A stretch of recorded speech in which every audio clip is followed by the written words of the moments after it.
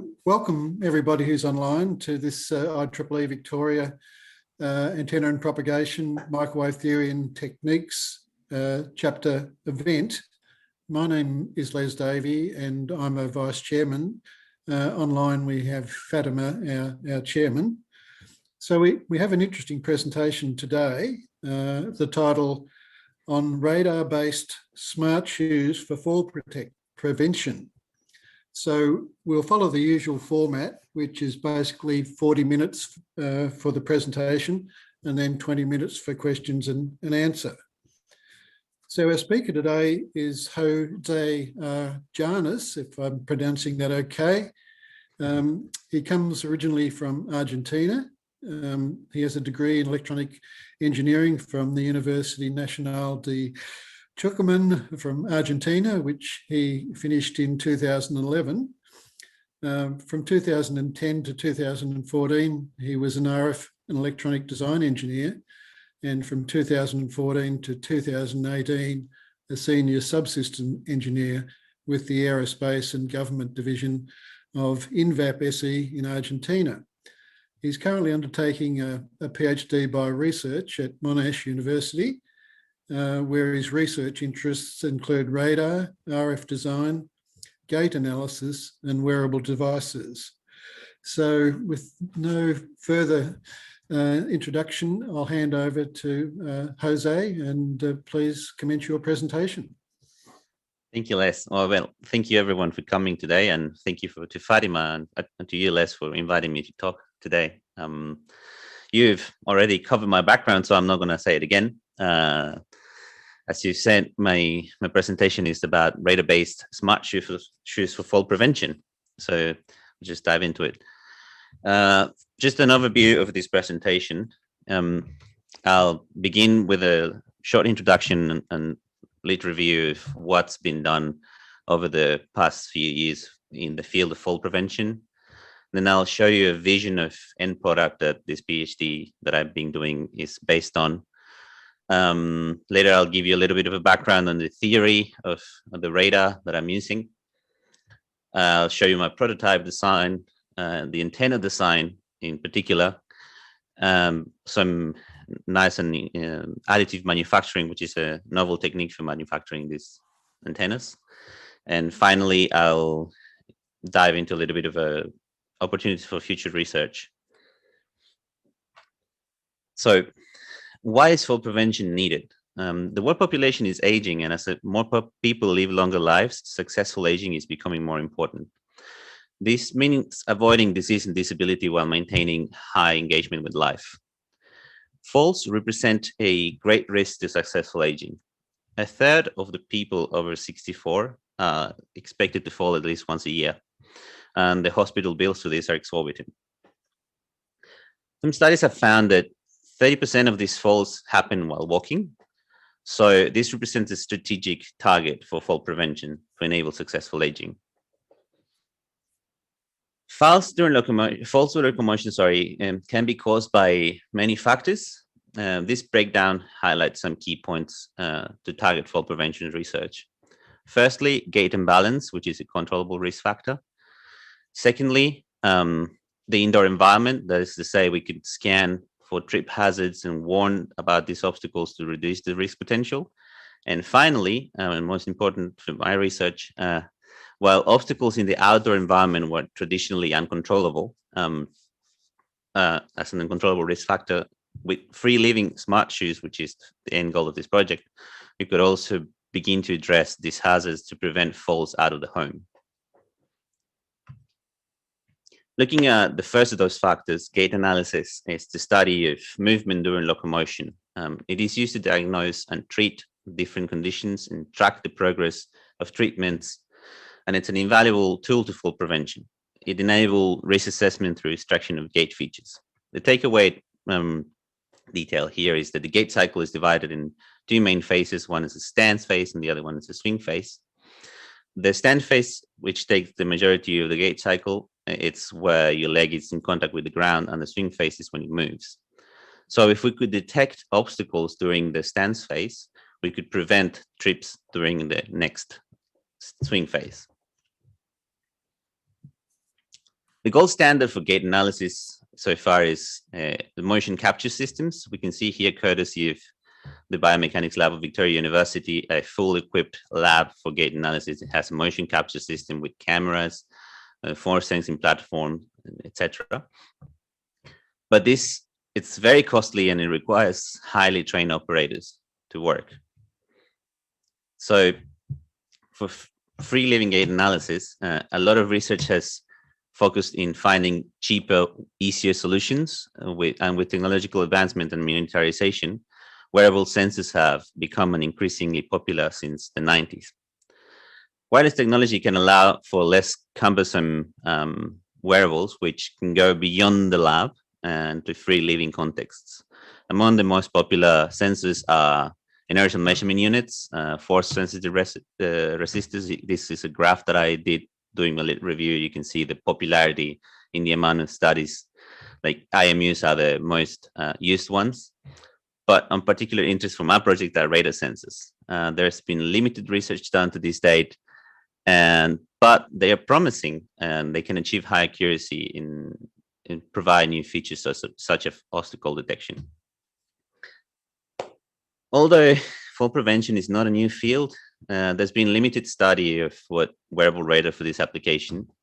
So during my literature review, I had to analyze and select an appropriate millimeter wave chipset technology for this purpose. That meant reviewing the literature both in the fields of fall prevention and millimeter wave simultaneously. Few works have investigated wearable radar. For example, this study where a K-band radar was attached to the subject's right leg, looking at the left leg. What they extracted was the kind of Doppler spectrum that you can see there in figure A, which allows them, for example, to measure step time by finding the time between the peaks of this Doppler spectrum. There's also been other studies that try to achieve obstacle detection for fall prevention by putting a radar in the tip of the shoe of a K-band radar like this, but in the tip of the shoe, looking forwards. But this radar can only detect metallic things. This is the size of a coffee tin or larger, so highly reflective obstacles. But these studies provide a good starting point for this application, but they need further work to achieve the goal of fall prevention. So some of the strengths of wearable radar are that they're cheaper than motion capture system. They're non-invasive, and non-invasive because there's no need for cameras like in motion capture systems. They can detect obstacles. They can estimate gait parameters, and they're not confined to closed spaces. Some of the weaknesses, though, is that the technology is just not ready yet. It's not there yet. They're not that accurate. They have low resolution in some cases, and they're computing power intensive. With the construction of a wearable system in mind, I surveyed the state of the art millimeter wave radar between 24-300 gigahertz because of the reduced size. Most works that I found focused on reducing the building blocks of the radar, like the local oscillators, the LNAs in the transmitters, mixers, etc. However, the antennas of this system can significantly impact in the size and performance, as you might all know.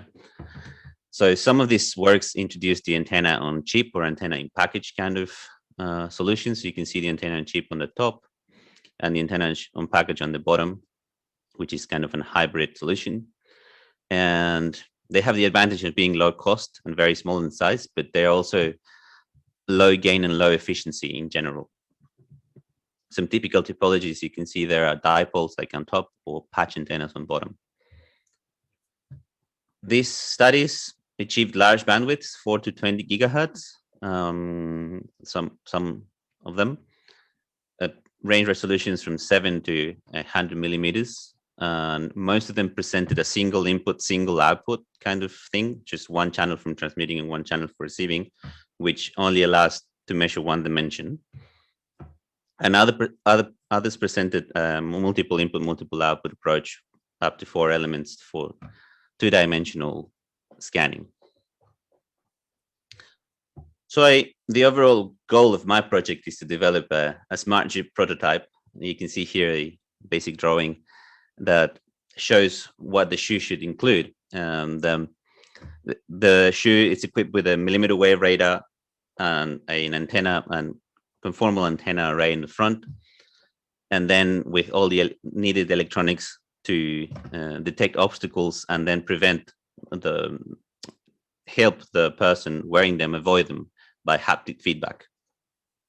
Let's say if the shoe detected an obstacle that is about to collide with your foot, it will vibrate or something like that. This diagram presents all the components of the smart shoe, and the gait data collected by the shoe will be transmitted through the cloud to inform, for example, clinicians in diagnostic, the user, or other stakeholders. Of particular interest here are the radar and the antennas, at least for my research. And I'll be talking about it a little bit more in detail in this presentation. So summarizing some of the specifications that I set out to achieve with this shoe, it's a transmit and receive frequency of 60 to 64 gigahertz. You can see here a little bit more sophisticated drawing of the shoe. I actually have some drawings, but we have a patent and some papers pending, so I can't show you the detail, unfortunately, right now. That's why you can see there the scanning method that we want to achieve with the beam of the radar. It will be a 60-degree scanning to try and detect obstacles. It'll be a digitally formed, electronically steerable pencil-shaped beam. Also, another main goal for this is the shoe has to wear the electronics, the extra electronics have to be less than half a kilo, because we don't want the shoe affecting how the person walks. And finally, we also set the goal of the prototype not costing more than $2,500. That's a rough estimation. This is not a mass-produced price. It's a cost cap for a project.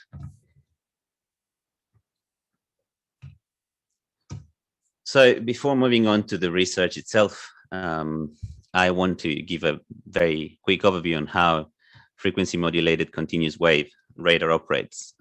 This is what a generic FMCW radar looks like, and it works based on the principle that it emits a chirp waveform and it receives the delayed response of the reflection of the target. In this diagram, you can see the red curve represents the transmission, the transmitted waveform, and the black one represents the reflection. This is, of course, it's time on the horizontal axis and frequency on the vertical axis. And by mixing these two components, we get a plus and minus component in IF, in intermediate frequency, and later with the LPF that is shown here in the let me get my lasso pointer, this low pass filter, we can get rid of all the components we don't want, and we get a tone and IF. Via an FFT, we can get a single tone and IF that is proportional to the delay of the two signals, which at the same time is proportional to the position, the range from the radar. So if we had more than one obstacle, we would have multiple reflection signals like this. So we will have multiple points in this FFT, which are obstacles, objects at different distances.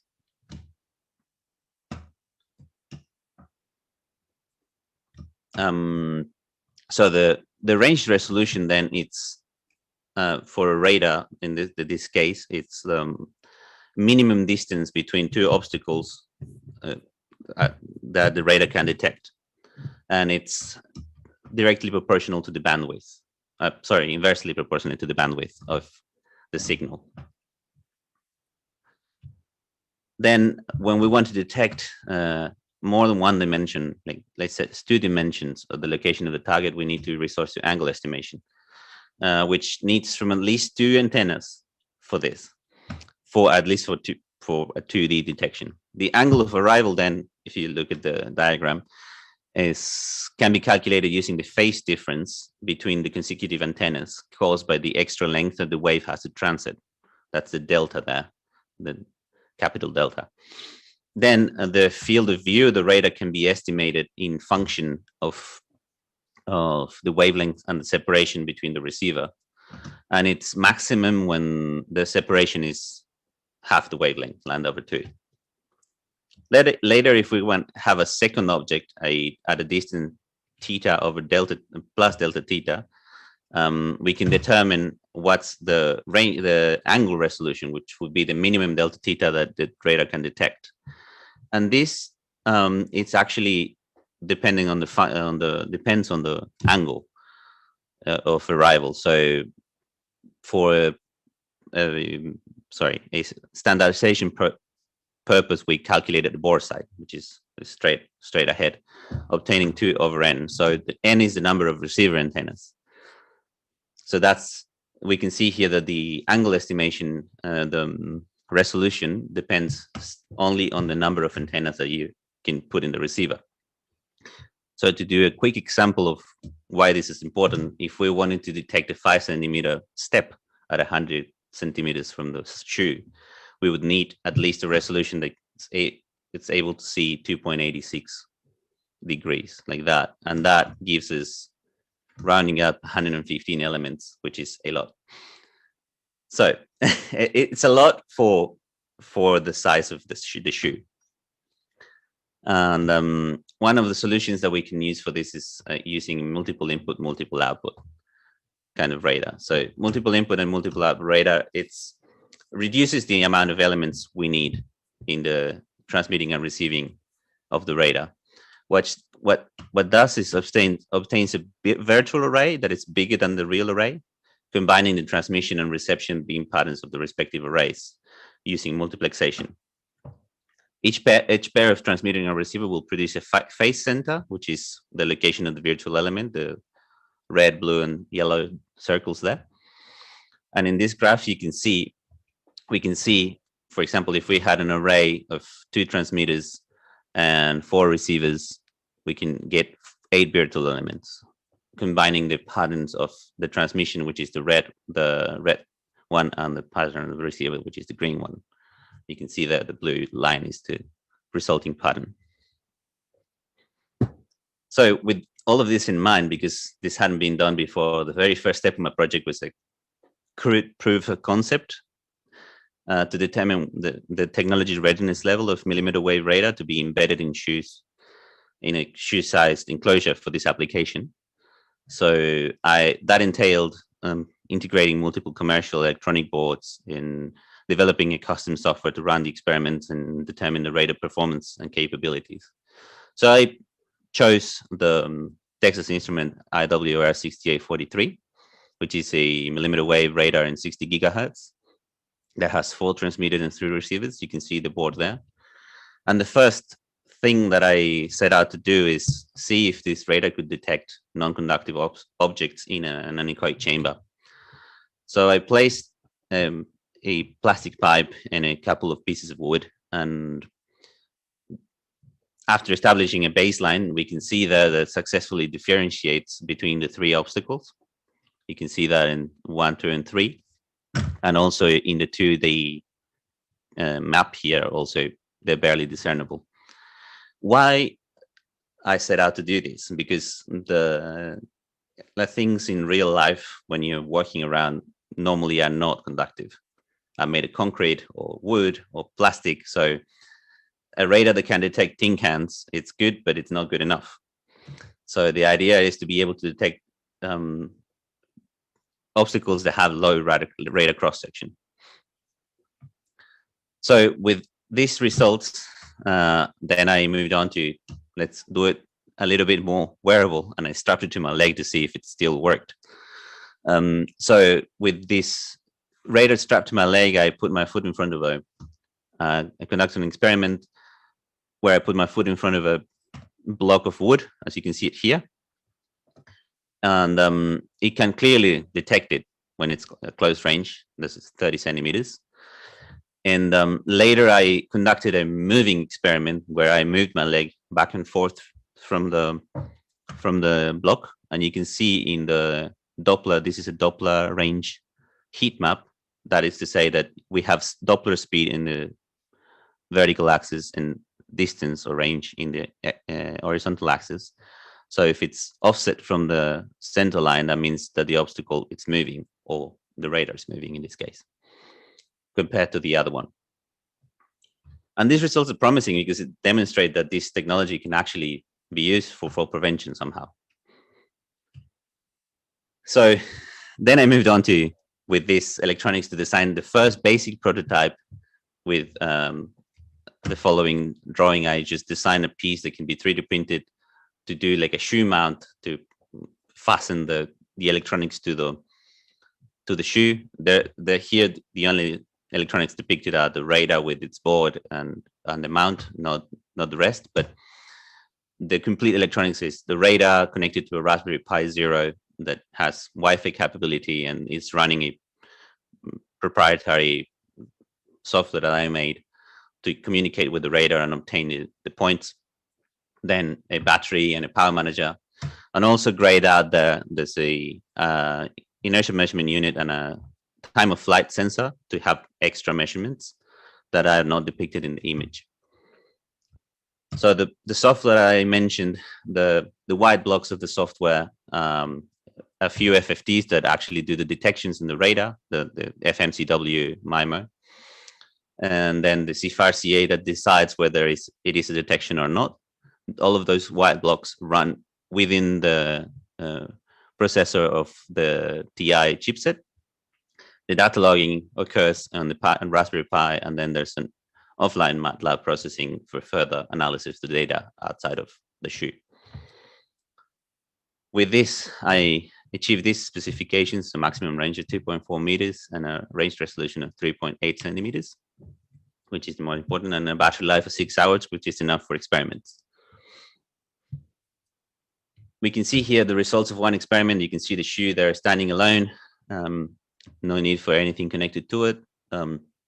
It can detect that wood log there with a certain amount of accuracy, as you can see in the graph on the right.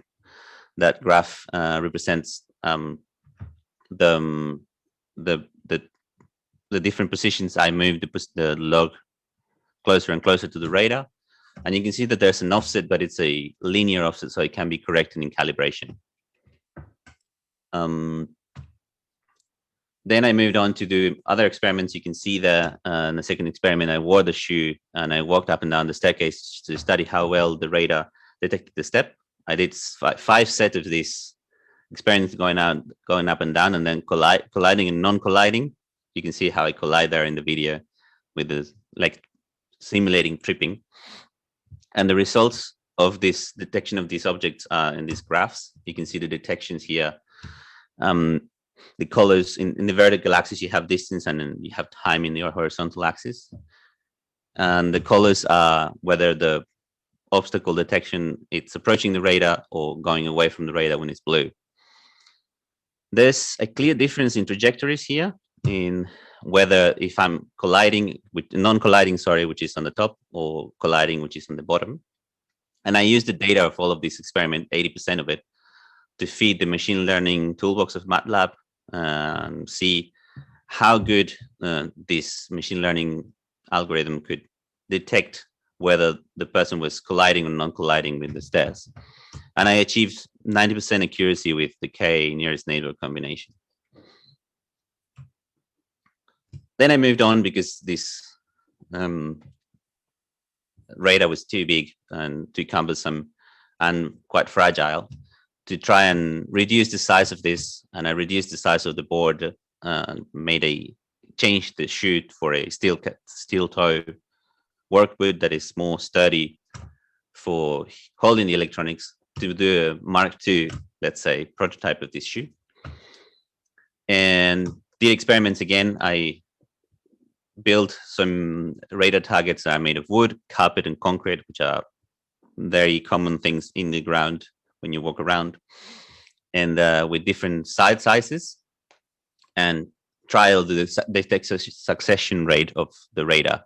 You can see for the 5 centimeter blocks, the success rate is very high, but for the 1 centimeter ones, it's not that good. Also, I depicted the error of the positioning, but also dependence on the range as well. Because these results are nice, but not that nice when the size of the object is smaller and smaller, there's a few things that we could do to improve the detectability. One is to increase the transmission power. The other one is to increase the sensitivity to the receiver. And the other one is to improve the radar cross-section of, not the radar cross-section, but the overall cross-section of the system, or the signal to noise ratio. For the first one, we will need to increase the capability of the transmitter, which is improving the electronics or increasing the number of channels. The same for the sensitivity to the receiver, increasing the number of channels or improving the electronics, or improve the antenna subsystem to get better gain and better efficiency.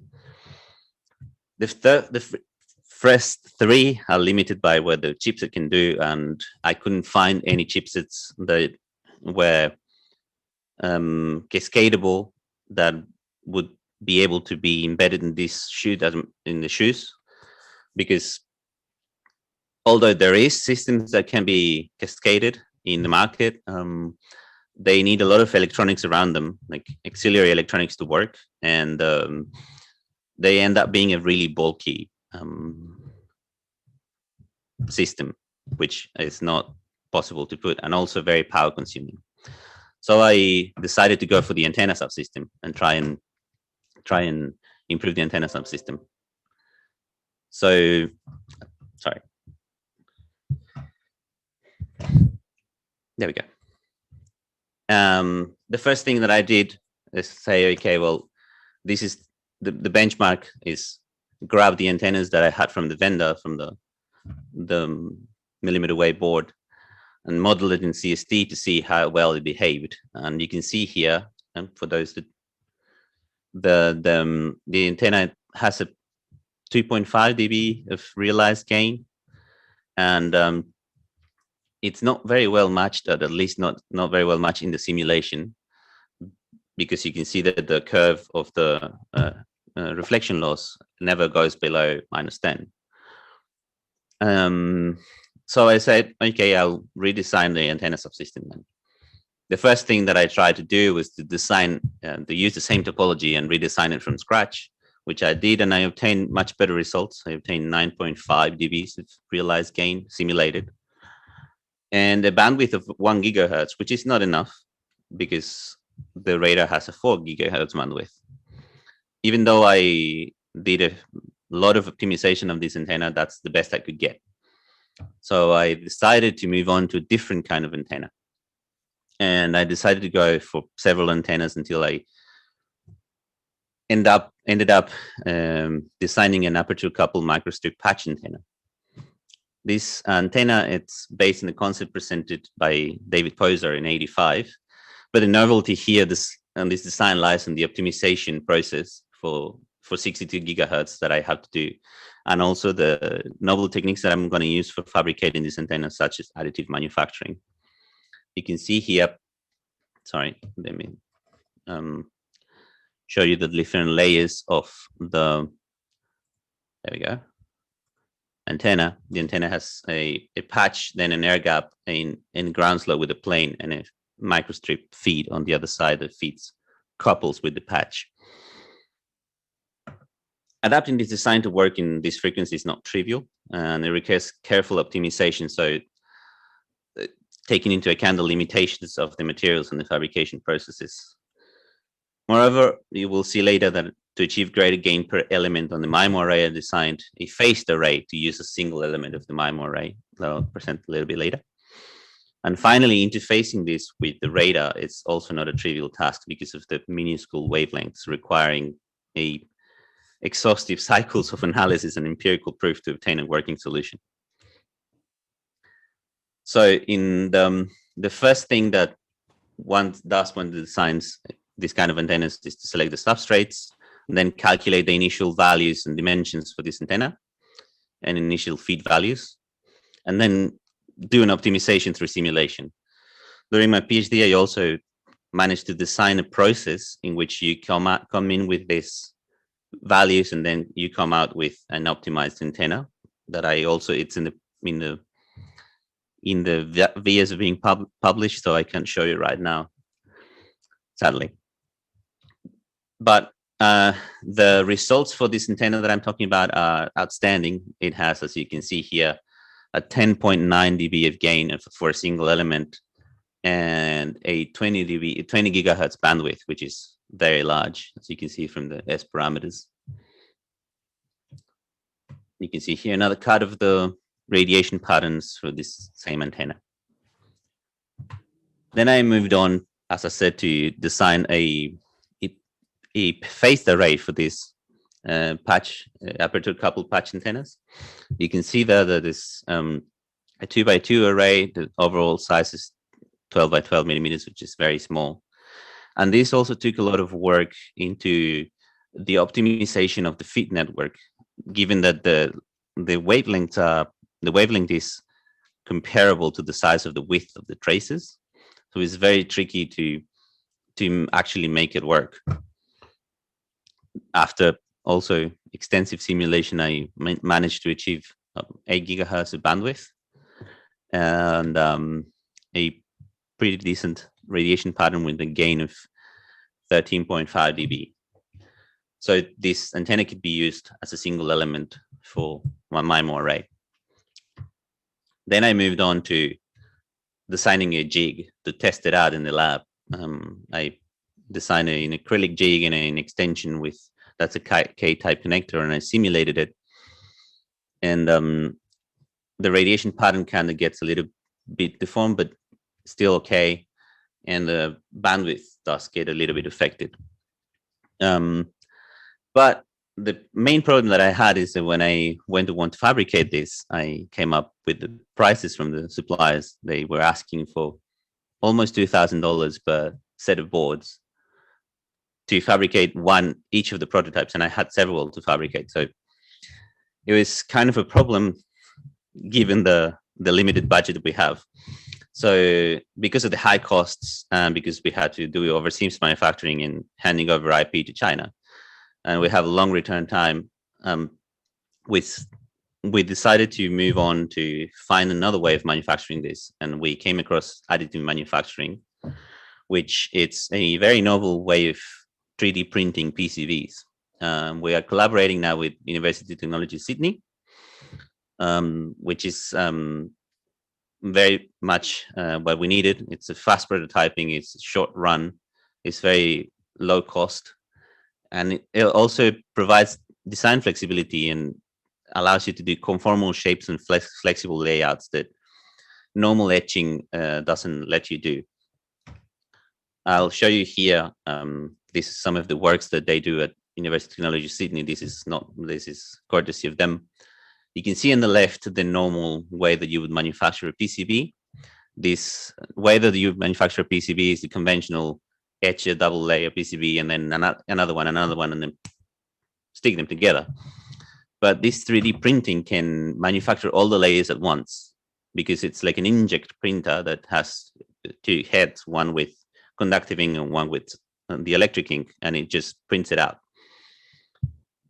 You can see that they're kind of semi-transparent because that's the color that the electric ink has.